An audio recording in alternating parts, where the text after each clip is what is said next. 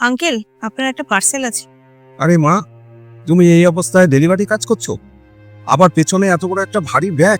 সংসার চালানোর জন্য তো করতেই হবে আঙ্কেল। এ তো ঠিক আছে মা, কিন্তু তুমি যদি এই অবস্থায় এই কাজ করো তাহলে তোমার বাচ্চার তো ক্ষতি হতে পারে। আসলে আঙ্কেল, আমার বাড়িতে একমাত্র আমি ইনকাম করার আছি, আর আমার হাজবেন্ড 6 মাস আগে মারা গেছে, আর তার জন্যই করতে হয়। কেন তোমার পরিবারের লোক তোমার সাথে থাকে না?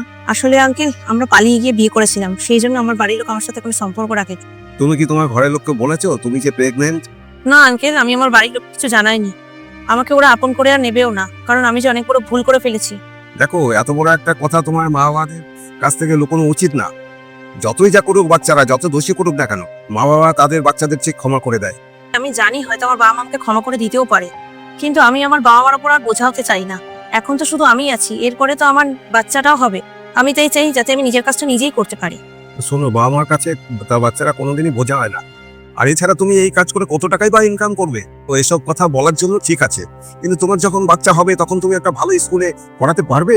আমি আরো অনেক পরিশ্রম করতে চাই, কিন্তু এক এক সময় ভাবি কি কাজ করব, আমি সেটাই বুঝতে পারি না। আর এটা নয় যে আমি আমার বাবা মার কাছে যেতে চাই না, আমিও তাদের কাছে ফেরত যেতে চাই, কিন্তু নিজের পায়ে দাঁড়িয়ে যেতে চাই, যাতে করে ওনারা আমাকে নিয়ে গর্ববোধ করে। সত্যি তোমার অনেক সাহস আছে। এই কষ্টের মধ্যেও তোমার মনের জোর দেখে আমি অবাক হয়ে যাচ্ছি। দাঁড়াও, 1 মিনিট দাঁড়াও, আমি আমার ছেলেকে ডাকছি। ও একটা বড় কোম্পানিতে কাজ করে, হয়তো তোমাকে যদি কোনো হেল্প করতে পারে। অনেক অনেক ধন্যবাদ আঙ্কেল আপনাকে। না না, এতে ধন্যবাদের কি আছে?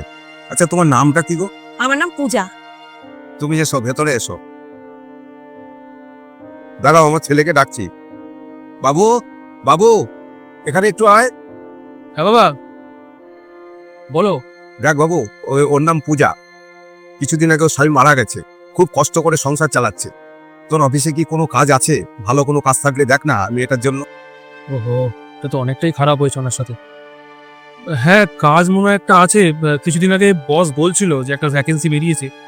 আপনি কতদূর পড়াশোনা করেছেন? আমি ক্লাস 12 অবধি পড়াশোনা করেছি। 12 অবধি? হ্যাঁ, 12 অবধি কোয়ালিফিকেশনে হয়ে যাবে আশা করি। আপনি একটা কাজ করুন, আপনি এই কার্ডটা আমার রাখুন, ঠিক আছে? এই কার্ডটা আমার রাখুন। ইন্টারভিউর সময় আমি আপনাকে ফোন করে নেবো একবার। অনেক অনেক ধন্যবাদ দাদা আপনাকে। আরে না না, এতে ধন্যবাদের কি আছে? বিপদের সময় তো একে অপরের সাহায্য করা উচিত, আর বাবা আমাকে এটাই শিখিয়েছে সবসময়। দেখেছো কি বলেছিলাম? আমার ছেলে কোনো না কোনো কাজ ঠিক তোমার জন্য খুঁজে দেবে। Thank you uncle. আজকের দিনে তো কোনো আপনজন কেউ কাউকে হেল্প করে না, সেখানে আপনি একটা অচেনা মানুষের আজকে আমার অনেক বড় হেল্প করেছেন। আরে তুমি তো আবার মেয়ের মতো, আমারও একটা তোমার মতো মেয়ে আছে। আমি বুঝি তোমার কষ্টটা। ঠিক আছে আঙ্কেল, তাহলে আমি এখন আসছি। ঠিক আছে মা, সাবধানে যেও। আসছি আঙ্কেল।